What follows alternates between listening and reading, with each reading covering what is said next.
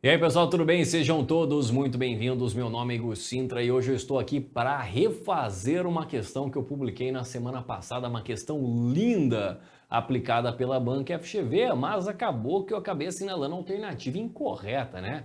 Eu não tive aqui o cuidado de analisar qual que era o gabarito da questão, resolvi com vocês e já postei e acabei errando a questão, muito embora na própria explicação eu tinha falado exatamente da forma como a gente teria que fazer o ajuste, mas sabe-se lá por qual motivo, enfim, não vou ficar aqui arrumando desculpa, eu acabei errando e é minha obrigação resolver essa questão novamente com vocês. Vocês vão perceber que o comentário é praticamente o mesmo, só que vai ter uma coisinha ali no final que a gente vai alterar, conforme a gente já tinha explicado.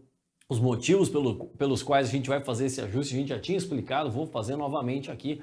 E como presente para vocês, né? Como eu acabei errando aquela questão na semana passada, uma questão maravilhosa sobre DFC da Banca FGV, então eu vou trazer aqui um adicional, um plus. Eu vou também calcular o fluxo de caixa das demais atividades. Lembra que a gente tinha apenas resolvido o fluxo de caixa das atividades operacionais, então, como uma espécie aqui de pedido de desculpas, eu vou também resolver essa questão analisando também os demais fluxos e assim a gente faz uma análise completa. Pode ser? Então vamos lá, hein, pessoal, vamos analisar essa questão aplicada aqui pela banca FGV na prova de agente do TCM de São Paulo. Vamos lá. Lembra ali, ele traz aqui dois balanços, né? Um balanço aqui de 2013 e um outro balanço de 2014, ele dá a DRE de 2014. E ele pede aqui o fluxo de caixa das atividades operacionais. Então, lembra lá, olha só, durante o exercício de 14, a companhia não adquiriu e não alienou investimentos ou imobilizado, nem tampouco tomou novos empréstimos, então não houve aí créditos provenientes da obtenção de novos empréstimos e financiamentos. Ele fala que em sua DFC, a comercial classifica os dividendos recebidos ou pagos conforme a orientação do CPC, lembra lá, dividendos recebidos, a orientação é classificar como atividade operacional e dividendos pagos, a orientação é classificar como atividade de financiamento. E fala que os juros pagos são classificados de maneira alternativa. Então lembra lá, juros pagos são classificados como atividade operacional. Ele falou que essa aqui é a regra, ele não obedece à regra. Ele faz a classificação alternativa. Portanto, lembra lá, pagamento de juro, eventual pagamento, a gente vai classificar como fluxo de caixa das atividades de financiamento. Então vamos lá começar aqui pelo fluxo de caixa das atividades operacionais. Lembrando que o método indireto é aquele que vai fazer os ajustes, né? Eu vou partir aqui, olha, desse lucro apurado de acordo com o regime de competência e vou fazendo os ajustes. Então vamos lembrar dos ajustes, né? A gente procura aqui por exemplo, despesas que estão na DRE ou receitas que estão na DRE e não geraram impacto no caixa equivalente de caixa, exemplo clássico, despesa de depreciação, resultado de equivalência patrimonial, lembra que isso não impacta o caixa, então vamos em busca aqui. Olha só, ele fala despesas com vendas 9.400, despesas gerais e administrativas de 32.500. Então veja que a gente não tem despesa de depreciação aqui no primeiro momento.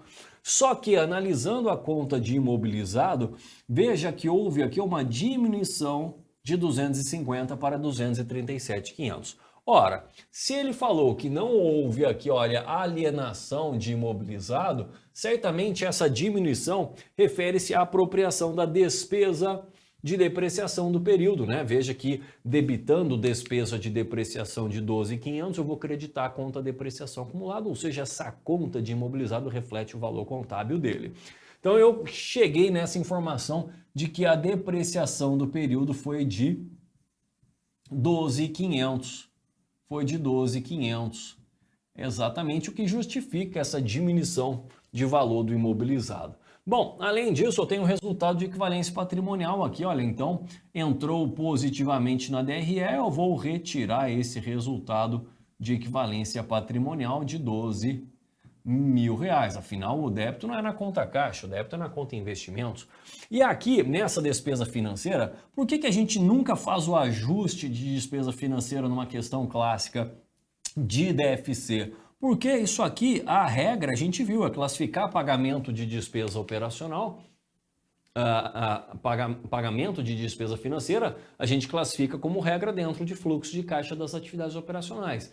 Então a gente não faz o ajuste, a não ser, por exemplo, em questões clássicas da FCC que ele fala, olha, essas despesas financeiras não foram pagas. Aí a gente acaba ajustando simplesmente pelo fato de que não foram pagas, ou seja, estão na DRE negativamente, mas não impactaram o caixa. A gente vai lá e ajusta. Nessa questão, conforme a gente falou no vídeo postado na semana passada, a gente vai fazer o ajuste não pelo fato de que não foram pagas, mas porque o enunciado cravou que a classificação de pagamento de despesa financeira para essa entidade é a alternativa e não a regra. A gente inclusive colocou aqui, olha, lembra lá, os juros pagos serão evidenciados como fluxo de caixa das atividades de financiamento. Então, em função disso, olha, como eu não classifico isso como atividade operacional e sim como atividade financeira, eu vou fazer o ajuste. Então, mais despesas financeiras. Não é porque elas não foram pagas, pode até ter sido pago, mas eu estou fazendo o ajuste simplesmente pelo fato de que, para essa entidade, as despesas financeiras não são classificadas dentro das atividades operacionais. Seria a mesma coisa, por exemplo, se eu tivesse aqui um ganho com a venda de imobilizado. Ganho com a venda de imobilizado não tem nada a ver com as minhas atividades operacionais, tem a ver com as atividades de investimentos. Então eu venho aqui e ajusto, percebe? Então só cuidado, eu só estou ajustando a despesa financeira porque o enunciado me falou. Ajuste, de que forma que ele falou? Ele falou que os juros pagos, ou seja, despesas financeiras, têm relação para essa entidade com a atividade de financiamento. Então foi aqui aquele equívoco, né? Eu acabei calculando juros pagos, não tem sentido, né? Todo o valor da despesa que vai ser ajustado. Por que eu tenho que apurar, por que eu tenho que ajustar todo o valor da despesa? Ora, porque essa despesa de R$21 mil, ela foi considerada no cálculo desse lucro, mas não tem nada a ver com as atividades operacionais, então eu tenho que fazer o ajuste. Lembra? Mesma coisa se fosse um ganho com a venda de um terreno, ganho com a venda de imobilizado intangível. Entrou na apuração do lucro, mas não tem relação com as atividades operacionais, então eu ajusto todo esse valor. Aí a partir daqui a resolução é a mesma, né? Vamos só calcular aqui o lucro ajustado. Lucro ajustado, né? Lucro ajustado dessa entidade. Então 16.700 mais 12.500 menos 12 mil. Mais 21, a gente chega em R$38.200. E agora a gente vai fazer o ajuste das contas operacionais. Então a conta clientes é um ativo operacional? Sim, veja que aumentou de 30 para 40. Então um aumento de um ativo operacional vai demandar um ajuste negativo. Então menos R$10 mil aí aumento da conta clientes.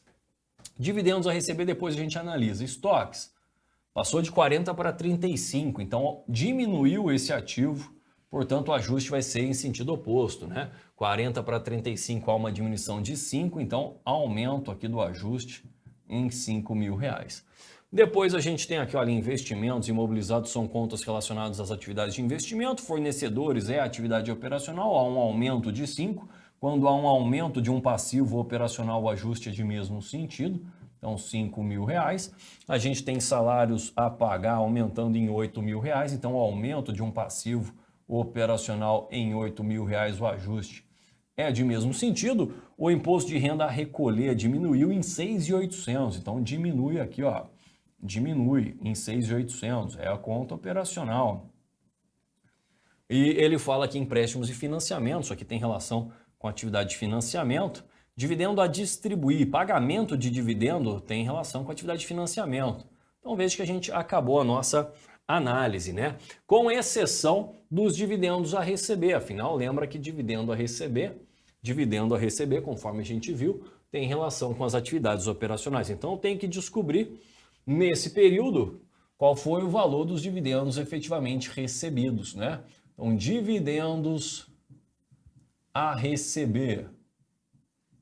Dividendos a receber. Qual que é o saldo inicial dessa conta? É 3. Qual que é o saldo final? É 4. Então a gente vai colocar aqui, olha, 3 mil de saldo inicial e a gente vai colocar 4 mil de saldo final. Eu tenho que saber qual que foi o valor distribuído, né, o valor recebido de investimentos avaliados pelo método de equivalência patrimonial. Como é que eu sei? Analisa aqui, olha, o comportamento desse investimento. Passou de 80 para 86.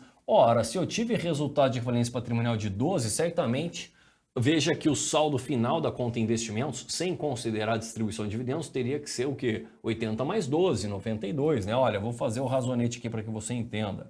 Olha só, investimentos. Qual que é o saldo inicial do investimento? 80 mil. Esse aqui é o saldo inicial, está ali no balanço. Qual que é o saldo final? É 86. Ora, mas lembra que a DRE evidenciou um resultado de equivalência patrimonial de 12? Portanto, eu debito investimentos e credito aqui o resultado, né? Então, olha lá a equivalência patrimonial. Então, veja que o valor aqui de X, ou você pode colocar aqui, olha, dividendos, é o valor recebido a título de dividendos, pelo menos o valor distribuído pela entidade, não é? Então vamos lá, olha, 80 mais 12 menos dividendos tem que dar 86. Com isso eu concluo que dividendos no período, dividendos distribuídos pelos investimentos avaliados pela equivalência patrimonial, foram de R$6.000. Então eu creditei R$6.000 e debitei dividendos a receber. Então lembra lá os dividendos do período. E com isso eu posso calcular aqui, olha, o valor do recebimento de dividendos. 3 mais 6 menos o valor recebido a título de dividendos, eu tenho que chegar em 4, que é o valor final. Então, o recebimento de dividendo do período vai ser 9 menos 4, R$5.000.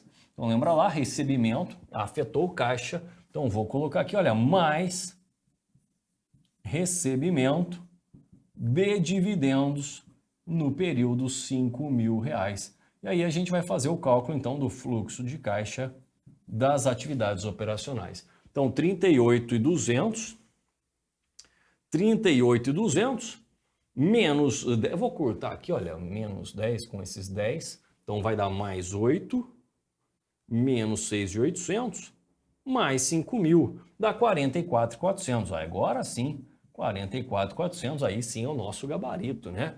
Eu esqueci de ver o gabarito, né? Erro aqui, absurdo, gabarito oficial, 44.400, né? Bom, qual que foi o erro, né, para que sirva de lição? O erro é que eu calculei os juros efetivamente pagos, né, e só ajustei só os juros efetivamente pagos. Não, de jeito nenhum, não tem sentido. Eu tenho que ajustar todos os juros que afetaram a DRE, R$21.000, no cálculo do fluxo de caixa das atividades operacionais. Por quê? Porque nessa entidade eles foram classificados como fluxo de caixa das atividades de financiamento. Então tem que retirar daqui, porque eles foram considerados no cálculo do lucro. E o lucro é a base de partida do fluxo de caixa das atividades operacionais. Agora, se você falar, professor, mas o cálculo dos juros pagos interessa a alguma atividade? Sim, interessa. E a gente pode, inclusive, fazer aqui. Lembra que eu prometi, vamos calcular aqui também os fluxos de caixa das demais atividades. Então vamos começar pelo fluxo de caixa da atividade de investimento? Então vamos lá, tem fluxo de caixa da atividade de investimento aqui? Não, não tem. Por quê? Olha só, lembra que não houve aquisição de investimentos, não houve aquisição de imobilizado. Não houve, então a gente não tem fluxo de caixa das atividades de investimento, né? E a atividade de financiamento, o que a gente tem? Veja que o capital social aqui manteve-se, então não houve integralização do capital social. Eu estou percebendo aqui, olha, que houve aumento da reserva de lucro, ou seja, olha só, desse lucro de 16.700, parte disso vai para a reserva e parte vai para dividendos, não é? Dividendos a pagar. Quanto que foi para a reserva? Olha lá, 14 para 22.350, há um aumento de 8.350. Então, 8.350 desse lucro foi para a reserva, o restante 8.350 vai para quê? Vai para dividendo, vai para dividendo. Dividendo que eu tenho a pagar aos meus acionistas, não é? Dividendo. Então, vou fazer aqui, olha, o fluxo de caixa das atividades de financiamento. Vou começar a análise pelos dividendos que eu tenho a pagar. A pagar. Qual que é o saldo inicial? Qual que é o saldo final da conta dividendos a pagar? Vamos ver? Olha só, dividendos a pagar era de 6.000, agora é 6.350. Então, era 6.000, agora tem um saldo de 6.350. A gente acabou de concluir que do lucro de 16.700, metade foi para dividendos no período. Então, eu debitei a conta lucros acumulados e creditei dividendos a pagar 8.350, não é? 8.350 são os dividendos do período. Com isso, eu consigo chegar nos pagamentos realizados no período. Então, 6.000 mais 8.350 menos eventuais pagamentos no período, eu tenho que chegar nesse saldo de 6.350. Com isso, eu vou chegar que os pagamentos do período, pagamento de dividendo, lembra que dividendo pago, olha lá, atividade de financiamento, vai ser o quê? Vai ser de R$8.000. Eu paguei R$8.000 de dividendos no período. Se eu paguei 8.000 de dividendos, eu posso fazer aqui, olha, um razonete do fluxo de caixa das atividades de financiamento, né? Então, se eu paguei e saiu o dinheiro, então R$8.000 aqui relacionado aos dividendos. O que mais que eu tenho relacionado ao fluxo de caixa das atividades de financiamento? Eu tenho os empréstimos a pagar. Olha só, empréstimos a pagar. Lembra que pagamento de empréstimo, assim como o pagamento de juro nessa entidade, é tudo atividade de financiamento. Então vamos considerar uma coisa só, empréstimos a pagar. Olha só, quanto que eu tenho de empréstimos a pagar? Vamos ver? Eu tinha um saldo aqui, olha, de 30 mais 120, então dá 150, saldo inicial. Estou juntando aqui circulante e não circulante. Saldo inicial 150 e o saldo final, quanto que é? Vamos dar uma olhadinha aqui. Empréstimos e financiamentos no curto prazo 34.200 com 106.600. 106.600. Então a gente tem aqui um saldo final de 136.800. Aí o que você vai considerar? Você vai considerar, por exemplo, que esses juros não foram pagos ainda. Debitei despesa financeira e vou acreditar o quê? Empréstimos a pagar. Ah, mas se foi pago? Se foi pago, você vai ver exatamente agora se foi pago ou não. De que jeito? Calculando aqui, olha, X, o valor pago.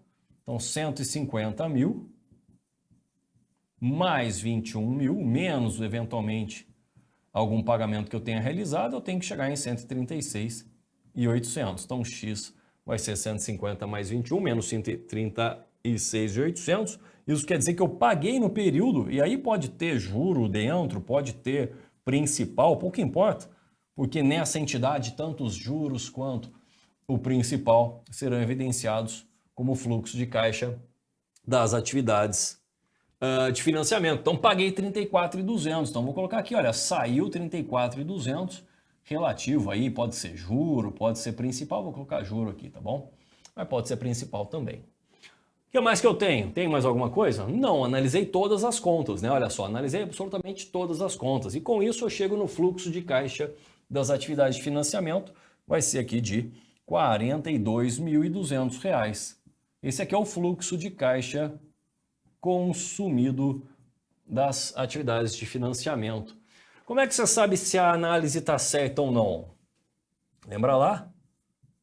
Calcule a variação do caixa, que ela é explicada pelas 3 atividades. Então, olha só, atividade de investimento a gente não tem nada. Quanto que foi a atividade operacional? A gente calculou em 44.400. Quanto que foi o consumo das atividades de financiamento? 42.200.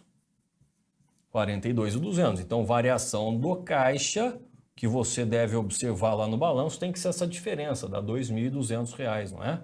R$ 2.200. Essa é a variação de caixa que você tem que ter no balanço. Aí reza para dar certo, vai lá no balanço, olha só, passou de 2 para 4.200, ou seja, houve uma variação de caixa positiva de exatamente 2.200, conforme a gente calculou. Então aqui está a análise completa dessa questão. Peço mais uma vez perdão aí, porque no vídeo passado dei uma escorregadinha aí na parte final, né? Seja lá por qual motivo eu não ajustei a despesa financeira total, que não teria sentido nenhum. Até no vídeo passado eu falei, olha, essa despesa financeira deve ser ajustada, mas aí eu fui lá, calculei o juro, efetivamente pago, enfim, errei. Não vou ficar aqui com desculpa, errei, é minha obrigação trazer a resolução de novo para vocês, é assim que funciona. Enfim, pessoal, Espero que tenham gostado dessa errata, dessa retificação. A questão continua sendo linda, né? Continua sendo linda. Espero que tenham gostado. Se gostou, deixe o seu like, deixe seus comentários aqui, enfim, com suas impressões. Não se esqueça de que para se preparar para uma prova da banca FGV, você precisa conhecê-la, né? Você precisa conhecê-la melhor que o seu concorrente. Na descrição do vídeo eu vou deixar aí alguns cursos que eu tenho de resolução de questões da banca FGV. São mais de 800 questões comentadas, especialmente elaborado, produzido para você que quer dominar essa banca. Um grande abraço, pessoal, e até a próxima.